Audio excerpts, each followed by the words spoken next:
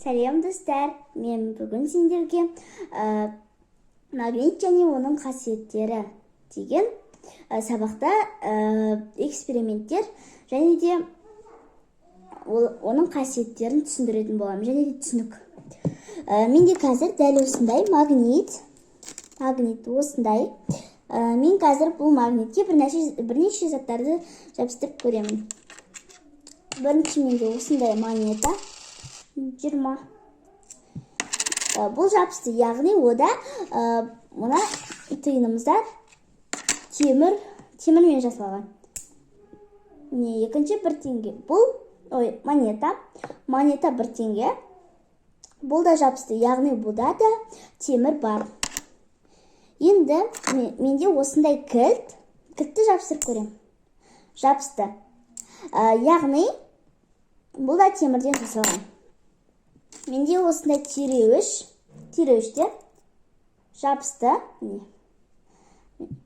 Яғни жабысса бұларда да темірден жасалған.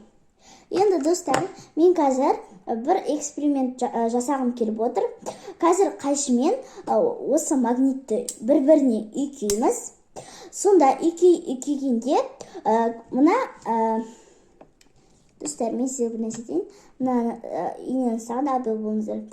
Осына үйкейгенде бір-біріне тигізгенде екеуі бір-бірін жабыстыр, бір-бірін жақындатады да. Солай біз қазір күшін тексеріп көреміз. Үйкегенде күш шығады магниттік, сонда оны тексеріп көреміз. Дәл осылай магнитті үйкейміз.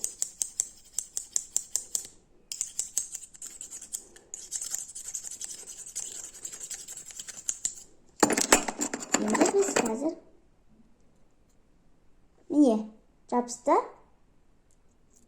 міне жабысты. Яғни біздің қайшымызға